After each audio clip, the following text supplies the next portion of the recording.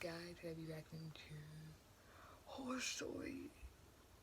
Yeah, Horror Story. Really need an intro.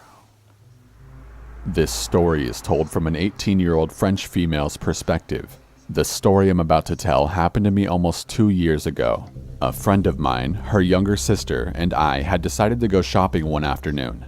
My friend's mother was nice enough to drop us off at the mall since we were all too young to drive at the time. She said she would pick us up around 6 p.m. and that she would text us where she'd park so that we could meet her. At 6:12, my friend received a text that her mom was waiting for us in her car in the underground parking lot. She then gave us the lot number so that we could find her. It might sound careless for 3 girls to roam around an underground parking lot on their own, but we knew the place well and it wasn't the first time we had to walk through it. My friend and I were in the middle of having coffee when she received the text, and her sister was making a big fuss because she was tired and really wanted to go home. My friend finished her coffee and we didn't want her sister to cause a scene, so I told her it was fine and for them to go and that I would join them in a few minutes. After I finished drinking my coffee and paid the bill, I headed for the parking lot. I should say that this happened in winter, so it was already dark outside, and of course, so was the underground parking lot. In addition, it was also late, so the place was completely deserted. However, I knew my friend's mother's car was less than 250 meters away, so it wasn't a long walk. After a few seconds of walking, I heard footsteps getting closer and felt like someone was behind me. I know that underground parking lots are not the safest place to be, especially for a girl, but I decided to stay calm and walked over to a car as if it were my own, thinking that whoever was behind me would walk away. Still, I pulled out my phone and pretended like I was texting when, in fact, I used my phone to take a picture of who was behind me in the reflection of the car window. The picture will be on screen right now. I didn't have enough time to react though when I felt a hand grab around my wrist and pull me to the side. I was thrown down on the hood of the car. I knocked the side of my head in the process and my vision was blurry for a few seconds. I had a metallic taste inside of my mouth, and I later found out that with the blow, my teeth had cut inside of my cheek and also split my bottom lip. When I came to my senses, I felt a pair of gloved hands sliding up my calves to my thighs. I've never been in such a scary situation before, and I was way too shocked to scream. Now, I haven't mentioned it before, but my father insisted a few months prior that I take self-defense lessons, which I did. So I took a deep breath and repeated in my head, "Don't panic," like a mantra. The guy probably thought he'd knocked me out cold since he wasn't paying much attention to my upper body. I thought about my bunch of keys inside of my jacket. I slowly grabbed it inside my pocket and, like I'd learned, fisted my hand with the keys held in between each of my fingers. Then I quickly pulled my fist out and hit the side of the man's face as hard as I could with it. Unfortunately, it wasn't enough to knock him out. The guy had his hood up, covering most of his face, and like I said, it was pretty dark, but I could see that this guy was pretty bulky and obviously stronger than I was. He cursed and pulled a fucking switchblade out of his rear pocket. I really started to panic then. Now, I don't know if it's the adrenaline that made me move fast enough, but I immediately put my arm up to block the blow.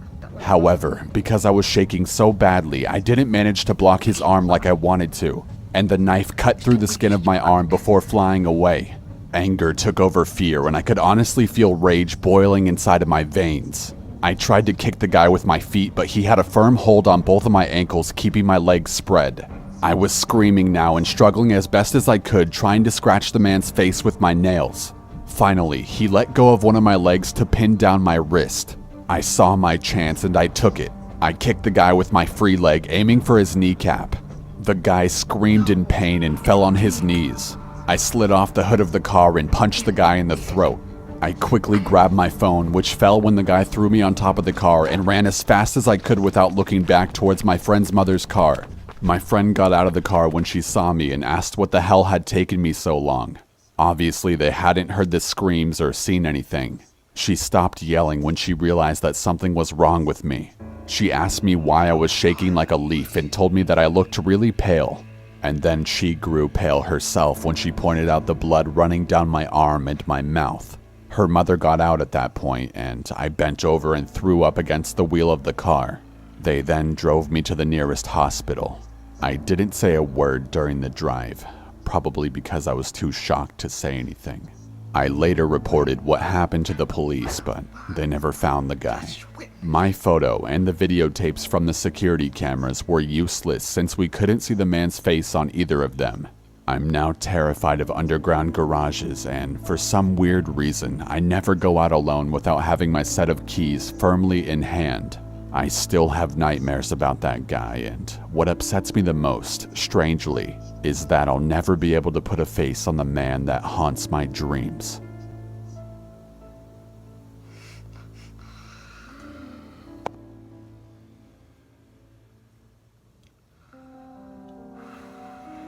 A few summers ago, just before the start of my junior year in college, I decided to take a trip to San Francisco. Since I attended my home state's flagship university, I really needed a brief change of scenery. I've always wanted to be in California, which was convenient as one of my friends was interning in San Francisco and offered to let me stay with her. All the details were eventually worked out and I was so excited to go. My friend was still interning while I visited, so she wasn't able to show me around too much, but I had a blast exploring on my own.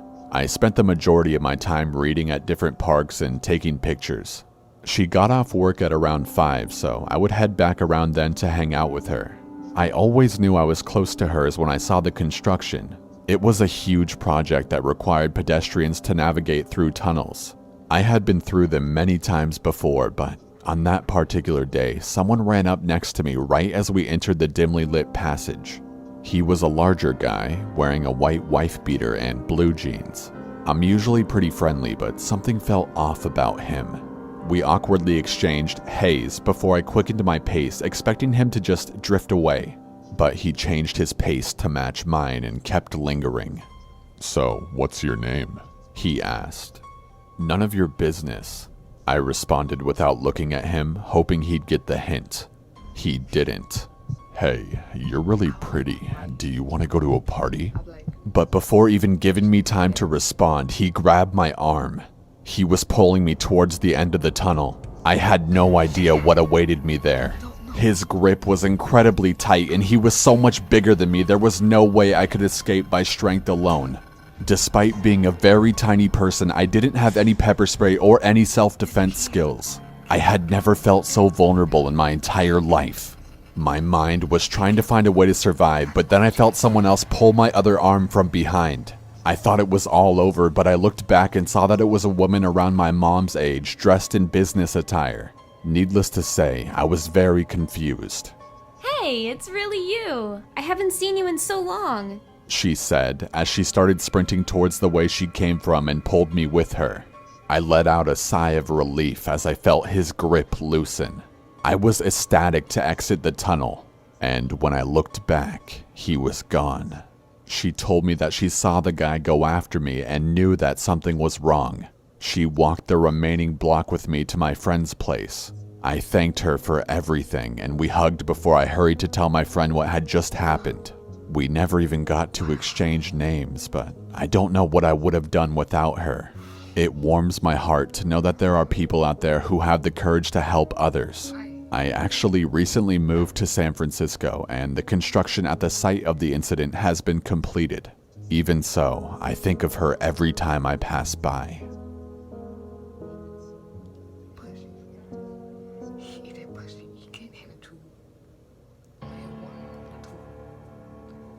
Okay, so I'm a member of the slam poetry scene. Basically, it's an excuse to get people to listen to performance poetry by adding a competitive element to things. After running through this small scene in my city and wanting to branch out and push my career further, I started visiting places within driving distance that I could go to. This eventually led me to Charlotte, North Carolina. I started at their local team venue where you would compete to be part of a squad that goes to a national competition every year. I was doing really well and was accepted into the local crew pretty quickly. This led to longer stays and features at some of the other venues in the city. I started going to one that was particularly popular and really good for selling CDs, and that's where I met him. He slowly started flirting with me more and more. Although in my loose days, searching for acceptance and love everywhere, something always kept me leery.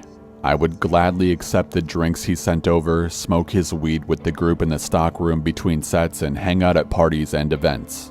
I always had the tickle in my gut warning me not to get close, but over a year or two we continued to become friends. After a while, he started calling and texting me more often, poking me on Facebook daily, sending messages about wanting to be more than friends and that he wanted to find a, quote, snow bunny. Yes, I'm white and he's black, settle down. Again, I never entertained the idea. There was always something gnawing at me. The crazy in his eyes was too hard to miss. Okay, I get it. I eventually moved to Denver to take a position teaching poetry and to work at a friend's law firm. The second Christmas I was there, I got the call. A friend from Charlotte, North Carolina relayed the following. He had found his white girl and gotten married. They seemed happy at first, but slowly began fighting more and more. It spilled over into the venue, and often they had to be separated by friends from physically attacking one another in public. One friend, later thinking back, remembers the last time she saw them together. Him pushing his wife, followed by her throwing a drink in his face and scratching his neck deep enough to draw blood. My friend told me that after the couple had been dragged away from each other, she sat with him and smoked a cigarette. She said she laughed and jokingly said that you guys are going to kill each other someday. Around Christmas last year, his wife just stopped coming to the bi-weekly events that they both attended regularly. He explained it casually that they were just on a break. Time goes by, no one really questions why they haven't seen or heard from her in a while, thinking maybe she was breaking from the whole scene in order to put distance between herself and her husband. Her parents, however, hadn't heard from their daughter since Thanksgiving dinner. They would call him and he would say everything was fine and just blow them off. This continues until a week after Christmas, knowing their daughter would never miss a holiday without at least one call. So they call the police and send them to the couple's home for a well-body check. The cops arrive, knock on the door, and they're let in. They ask him where she is, and he replies that she's in the bedroom. He shows them to the room, and there she lay, dead for weeks, rotting in their bed. Oh, and he killed their little dog, too. During this time, he had been attending events, hosting hip-hop nights, even publishing a blog on making a marriage work on one of the local organization's websites. Never once letting on that every night he was going home and sleeping with his murdered wife. The sickest part of all, he has a child from another relationship, a daughter who he gets to celebrate every other holiday with. That Christmas, they opened gifts, had dinner, cuddled up on the couch, and watched movies less than 100 feet from her decaying stepmother. I don't know what would have happened if I'd ever taken him up on his offer to date, but I do know that me and my gut are going to stay on speaking terms, and I will always, always listen.